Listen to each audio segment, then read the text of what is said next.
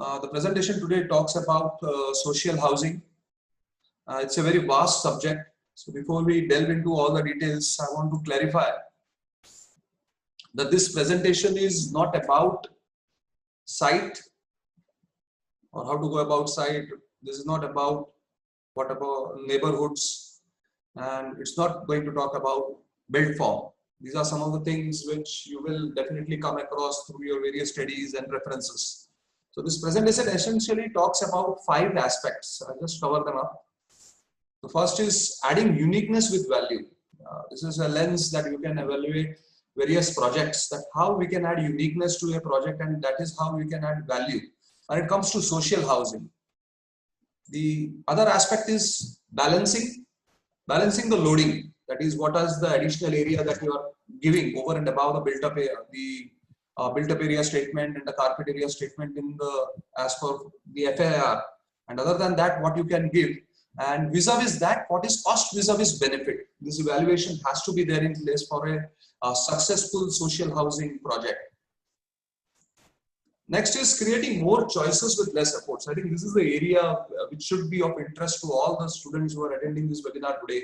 How to create more choices with less efforts. If we do these strategies, I think we will be able to reach a social housing which is more successful. We'll go through some examples where we will find works of various architects, how they have achieved it. The next aspect is housing projects are essentially about how you handle density, and the strategy to handle that is porosity. So the word porosity is very important. Maybe some of you might have heard this word earlier, but I want to emphasize that the word porous has to be understood when we are talking about mass housing or social housing or high density housing. And it is only with this strategy of handling density and porosity is what we will be able to achieve a very successful project. And the last, but which is the most important point, we must design blocks which are worth investing to live in. If we are designing blocks that we are not comfortable in living in, I think nobody is interested in buying them. So without much ado, let's get into how to add uniqueness with value. This is one example or a sample layout where you can very clearly see that just adding a crescent shape layout next to the road network, how it creates a uniqueness to the architectural form which follows. So this creates a sense of belonging, sense of identity to that particular housing. So this is again an aspect of adding uniqueness with value without much of an investment. Next aspect is, many times we provide car parking abutting the roads. So we have to find a way wherein car parkings can be taken away off street and create an ambience of the zone. So this is also one of the ways which we can do it. This is a very interesting layout which I want you all to look at. There are various plots and there is a very small cluster. But in this small cluster, you find that there is an internal space. Now, this internal space is used as car park. When all the cars are off this particular area, it becomes a highly utilizable space of the neighborhood. But one more interesting feature that you find in this layout is the typologies which are there. There are multiple number of typologies that you will see in this layout. And the best part about purchasing a house in the layout is when a couple goes there to find their own house, they want to make a comparative analysis. They want to compare apple to apple comparison between different blocks that they have seen. And then they must have a reason to come back to see what one plot had to offer and what the other plot didn't. But if you design blocks which are just repetitive, which are just one block multiplied by n, then probably you don't give that particular chance of coming back to that project and to see what this project offers more than the other project. This is a very interesting example. If I have to go through each house is a unique design, and some houses have good frontage, some houses have good backyards, some houses have just a narrow entry leading to their own bungalow plot. So these are some of the ways where we add uniqueness and value to the project. And while you are reducing the frontage road area also. So many times the layouts are very road centric. We put all the blocks along the road. So this is a layout where the road is minimized and the plots are provided in such a way that there are some island plots. They are not abutting the road, but yet they have their unique charm of being introvert, they are having their own internal spaces, and they are yet having the connectivity. So this builds up a community. And while doing so, there is also one more thing that you can observe, that they have been aligned in a particular fashion. And so that the monotony is broken. That is very essential. When you are building number of blocks together, you have to break the monotony, add a rhythm to it. So this is another aspect of creating more with less. So less percentage of road area and providing for more. So this is an example of how that particular space gets utilized. So imagine this particular space when all the cars are moved out for a particular function, and then this will have its own festive charm, and this is their place which belongs to them. They are not parking their cars on the street. It's an off-street parking. And as a result of that, nobody has to watch for it. So there is the entry is also restricted. It's a very controlled, say, cluster of dwellings together. And very fine pedestrian entrances are also given. This is another example of how it can be achieved for a cluster of housing. Internal streets like this can reduce the traffic, yet add curbside parking, and thoroughfares have been avoided. When we are taking a shape like this, you are not creating a thoroughfare. It's not a shortcut, but then it is only used by people who want to take access to this area. So this is one of the ways to do it. Next important aspect is to control density and porosity. I will share the next slide, which tells you about the statistical data. Probably you can take a screenshot of that, but it takes time to understand what it basically means. Here it is talking about how density and number of habitable rooms versus hectare are related. Maybe you can do an analysis of your own layouts where you stand. If you are having a hectare of plot, how many habitable rooms you have been able to generate. So this will help you in making some statistical analysis. As we go further, we will find some examples of projects in which this has been very successfully achieved. When we combine modules, when we want to work on porosity, we have to combine modules. When there is one dwelling and when another dwelling comes to it and it gets attached, then it creates a higher module. And then the repetition of those modules in a layout, they create positive and negative spaces, which are very interesting to look at. So that concept is porosity. I'll show you some more examples. The same layout. This is from the Titan Township, which was done by Charles Correa. So you can see how from the street, this particular set of open spaces, and then the access is connected. And each cluster groups gets a sense of identity and sense of belonging and a gateway to community-like feeling for them.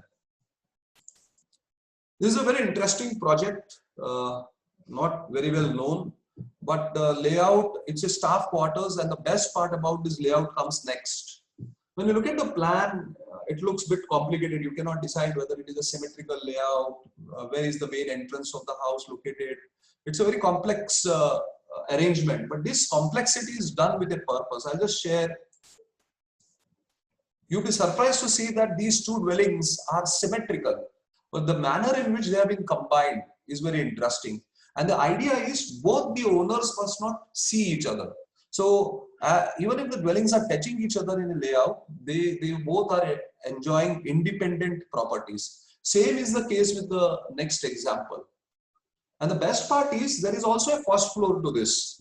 And the first floor dwelling units are having a separate entrance from the entrance of those dwellings which are on the ground floor. So this makes the layout pretty interesting, so that you have neighbors who actually do not meet each other and feel that they are enjoying the liberty of living in independent dwellings. So this is a strategy, yet again working on the concept of porosity. Yeah, there is another way to deal when we build dwellings on one top of the other. This particular concept is called as maisonettes. It will be more clearer when we look at the section. In the section, you will find that on the ground floor, there is a car park and a G+1 dwelling. And then there is a staircase block. The staircase block which directly leads to the upper second floor. And this person has his own duplex. And then there is the staircase continues on to the third floor, and then there is a flat on top. So this is a terrace flat on top. So like that, there are multiple dwellings, one below the other, and they all have a feeling that they are a separate entity in itself. So this stacking up of bungalows or stacking up of dwellings on top of each other is called as a maisonette, because each one creates a feeling of being independent of the other. So when we talk about porosity and housing, it's not about the facade or the housing scheme. It is also about people, how people utilize those spaces. Now we will take up some examples of architectural projects. I've chosen 3 master architects of India and chosen to talk about few projects which are outstanding. Now there is Asiad Village. It was built during the Asian Games, which were hosted by India in 1982, and there was a need for accommodating the players. So instead of making temporary housing for them, they made a permanent housing, and this was a large project which Rajneval executed. And the idea was earlier it will be used as a accommodation for the athletes, and then it will be sold off. And this particular project is very imbued in the spirit of what Rajneval style is.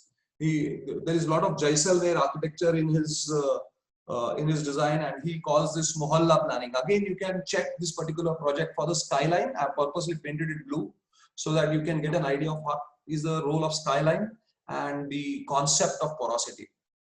Here he builds gateways and vistas and halt points which segregate one area from another, literally building up upon as a mohalla system. And these terraces are meeting or greeting each other at the upper level, creating these gateways. The proportion of 1:2, which resembles a door or a gateway, is very evident in this project. You can see the correlation between the streets of Jaisalmer and the streets which he manages to create in the Asiad Village. There is also a similar housing project, Sheikh Sarai Housing, which is run by Rajneval on similar concept. You can see the expansion joint between the 2 buildings meeting each other and then creating a vista. So this is the master plan. There was an access street on one side. He creates a ring road, and then there are no vehicular roads which are trespassing this property. Everything becomes pedestrian and very subtle interconnected pedestrian walkways which lead through the whole space. A very interesting project. Whenever you are in Delhi, you can make a visit to this. This is how the plan works at various levels. He creates those balconies and terraces which are marked in yellow, and then that bridges across. Architecture students never bother to study plans. It hurts their ego to study plans because they feel when they study a plan, it is like copying or imitating. But these master architects are to be studied. These plans are supposed to be studied to understand how this particular matrix works or how he is able to achieve those terraces. So if you go through these plans, keeping your egos aside, you will be able to grasp how things work. These are very interesting ways in which he's pulling out terraces, balconies at various levels, and they create shades and shadows, which are very important for the climate of a city like Delhi. This is the Sheikh Sarai housing, again on a similar note of how he does Asiad Village. This is very close to Mumbai. It's in Navi Mumbai. This is the IT colony in Belapur. If you go there, it's set on a hilltop, on a hilly terrain. This was built by the Income Tax Department, and this is the master plan. Very interesting layout. It has beautiful skyline. Again, cluster of dwellings. Here, what he has done is a concept similar to maisonettes, where the lower dwellings are bigger, and then as you go higher, they release those terraces. This is an internal streetscape. But again, I want you to look at the massing, how he makes those clusters. It is always on how we are able to combine these dwelling units together to create a master plan and create internal streets. I'll show the plan. Again, you can study the plan, identify where he locates the staircases. The staircases are located at the periphery, so the internal streets are only for viewing. They are not meant for accessing. And then this is how he is able to also address the contoured site. It's a very interesting project. You can make a visit to Belapur sometime when it opens up. A nice project to look at. Very few housing projects in the vicinity of Mumbai worth looking. The next is Vidyadhar Nagar by architect B.V. Doshi. A very ambitious project of master planning an entire township. He was guided by the plans of Chandigarh and Jaipur to arrive at the grid for Vidyadhar Nagar. Again, he does an axis for planning where he builds a central spine which is for locating the commercial spaces, which is marked by the red line here. And then all the dwelling units are again on a typical Jaipur style grid and making of those clusters. Again, has a similar feel like what Rajnival does with Asiad Village. This is his Aranya housing project. This is a very successful project in terms of incremental housing. And he works on the distance is measured also in terms of minutes a person takes to walk across. So you can say what is in 5 minutes distance, what is in 7 minutes distance. So how to design the core of neighborhood core is very important. How it supports the facilities which are available. So within 5 minutes, some facilities have to be available to the people who are staying in that neighborhood. You can see the interesting layout here. I will talk about this also in the further slide. Now this is the initial sketches. He wanted the houses to be added in stages. So incremental housing basically means you provide for basic infrastructure first and then it starts to build up. Again, this is working on giving porosity, porous spaces and allowing people to add up. So this is probably the final outcome of that incremental house that he anticipated. This is a streetscape. A very low budget housing project, but very inspiring. But we need to study them, how we added those elements and how things work. This is very interesting. Last we saw was a parking layouts in the low cost housing project. What it does is takes the activities of this particular streetscape with a very beautiful neon skyline, but it takes the activities off street. There is an area which he carves out in a layout by just removing 1 or 2 dwelling units from there and creating a common space. And then that becomes the breathing space of the unit. These are the streetscapes. These are the facade treatments and features which he added. Yeah, this is Tara Housing by Charles Correa. Very interesting is to see how skyline is played with, and again the internal court. This is value addition. This is value addition of when the dwellings come together. They frame the sky. How the sky becomes part of the internal court and landscape. This is the color scheme typical of Charles Correa. You can see the dwelling typology. They are staggered blocks, but interestingly on the left side you will find that some of them are duplex flats which have been clubbed together, and then just like a jigsaw puzzle they have been arranged to create a sequence and rhythm. And then there is this interesting internal street which he manages to create between the dwellings. Again, he keeps the traffic and vehicles out of the main area where he wants people to gather, and provides for lots of activities to happen. So when a person takes a home, he doesn't take a home or owns a property or a plot or a flat. He also gets a social life, which is a one-time investment done into the particular plot by planning. So this is where social housing has to meet the requirement of people by planning and design. This is the value addition which he does of this quality of space which he gets in between the building. So this is how he manages to cut the sunlight and create a shade, and he studies the solar orientation, knows how the fins when placed on top are going to cut harsh sunlight and create very pleasant spaces for people to get accommodated and allow for breeze movement across. So these are some value additions in housing projects of large scale which is anticipated.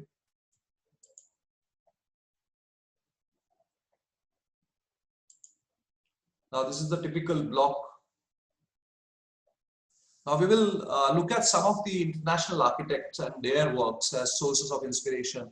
We are going to talk about Daniel Lipskin, Zaha Hadid, and German architect Holzgreen for his projects. This is a project in Milan. So this is the city center, which was a project where there are 3 towers. Again, by top-notch architects are doing these towers. One is done by Zaha Hadid, one is by Lipskin, and then Zaha Hadid bags a major part of this project where she does a housing as well as she does the city center and 1 tower. So you will see the difference in approach of both the projects, and again what makes one project more successful than the other. So this is the one which is done by Daniel Lipskin. Daniel Lipskin chooses verticality. He understands the psyche of the people of Milan, that they are very introvert people. They want their own space. In the master plan, it occupies the circular, the red area, that is the excess that is marked by the layout which is given by Daniel Lipskin, and his building is oriented through the central area. You can see how the loading is in the passages, very simple internal plans. This is very important. We never study the plans of great architects. If you look at the plans of this particular building, externally it may appear jagged, or it may appear that it is deconstructed, but internally the plans are very functional, efficient. So what he manages to do is he manages to play with the balconies and decks or the overlooking spaces, which are given to the owner as also a defense mechanism for climate, for shelter and shade. So this is how this particular project is successful. And you can see how he provides those color schemes which are very natural to the city of Milan, use of timber, timber trellis work, which they are very fond of connecting with nature. And this building is looking into an internal court. You can see how only the exteriors are jagged. If you see the internal plans, they are very efficient. In fact, in the project comparison between Daniel Lipskin's plan efficiency versus Zaha Hadid's efficiency, the project sold out more faster for Daniel Lipskin than Zaha Hadid's project. In fact, some of the dwellings are yet to be sold in Zaha Hadid's project, because when a client chooses, he chooses to see what is the efficiency that the project is giving in terms of utilization of space and how it meets the philosophical or psychological needs of the local people. So this is more like a residential project, and that is why it is very successful in Milan.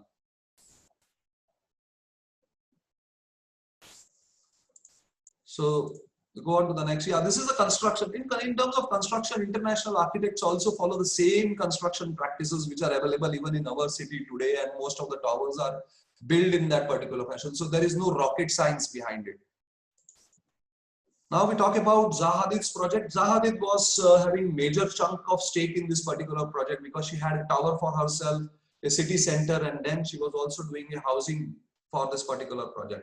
So what she ends up doing is she tries, I'll go back to that slide, she tries to hide the other towers on the site, and she focuses on the tower which is made by her. It is a twisted tower which she wants to focus on through this axis, and the spiral you can see on the left, that is the housing arrangement which she does.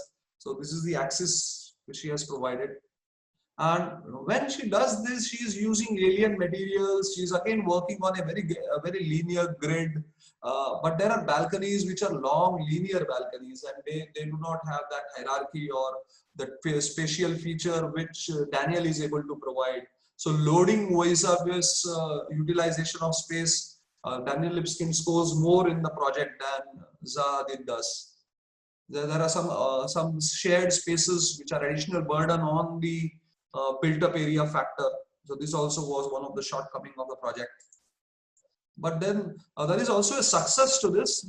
She manages to squeeze in many number of floors. This is the project which has 15 to 20 floors, but then everything looks very dwarfed, scaled down because of the sharp horizontal lines which she has on this particular project.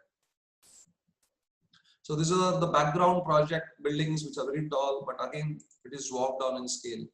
This is an interesting project again by Daniel Lipskin, but this one is located in Singapore. Now, briefly to tell you about how Singapore planning works. In Singapore, they are very particular about all architectural buildings that they make on a very accomplished site, or whatever project they are doing on a very specific, very strategic location. So Daniel Lipskin was offered this project to make a landmark project. Now Daniel Lipskin understands the economics very well. So what he does is he creates 6 towers and multiple condo apartments which are low scale. You can see this is the finest view of that particular housing. This is the view of those landmark towers. And understanding the economics, what it does is you can see there are these multiple arc-shaped dwellings which are looking like waves in the creek. And then there are these towers which are numbered from 23 to 33. You can see them at the back side. Now these are those towers which were just to create the landmark. But Daniel Lipskin understood the project costing comes from selling. So these lower dwellings sold very well and they did much better than these towers. But he had to make these towers over there so that they become the attention. They become the attention seeker, or they become the landmark icons of that particular site. So he balances economics and the visual character of the space by doing the project. Yeah, as on date, you will find today most of the lower dwellings that you see at the periphery designed by him are sold off, and most of the dwellings in the tower block are yet to be sold. But this project has already become the most photographed building in that particular site. It is visible from a lot of places of strategic location, and it's an iconic project. Nothing less to that, but he manages the density very well. He manages the sell-off and economics of the project by making low-rise developments, which are perfect housing projects. This is a typical dwelling, very functional, efficient. You can see how he does space utilization, although it's a luxury housing, very, very sharp with the built-up area used to carpet areas and what he is giving the users. Value for money.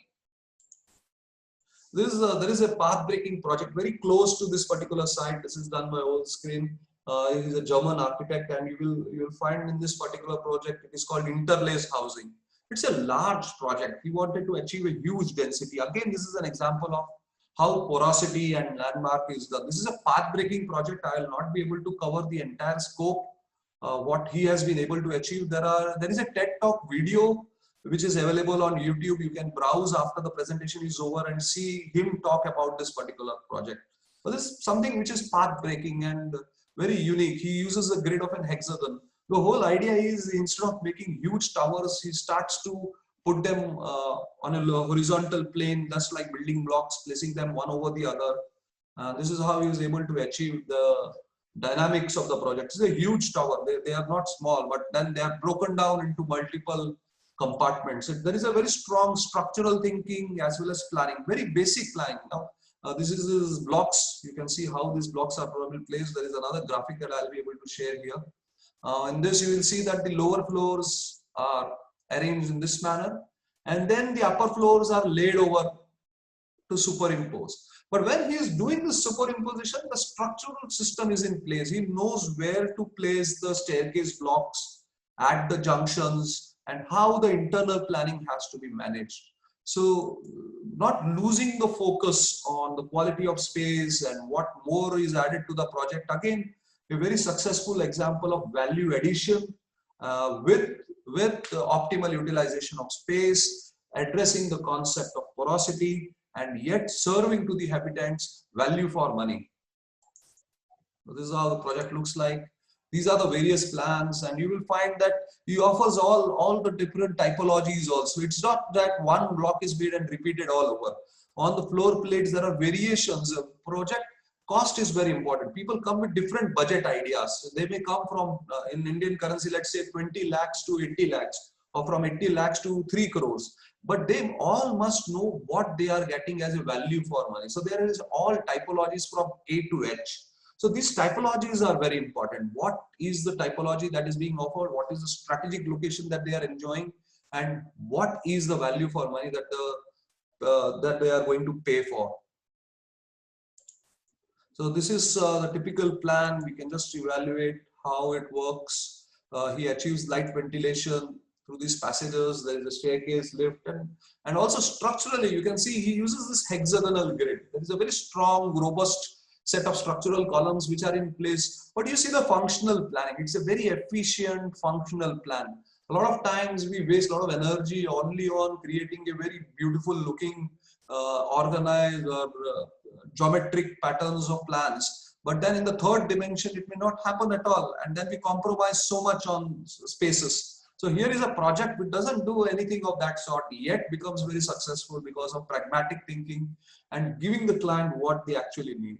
So this is one of the most successful housing projects by a foreign architect in Singapore. Mind you, there is a Housing Development Board, HDB in Singapore, which does most of the housing for the people. So he calls this as a vertical village. Again, I would like to draw your attention to a video on YouTube on TED Talk by OMA. You should watch it to know what this project is all about. So again, I will repeat those points at the end. We must add uniqueness with value, balance loading and economics,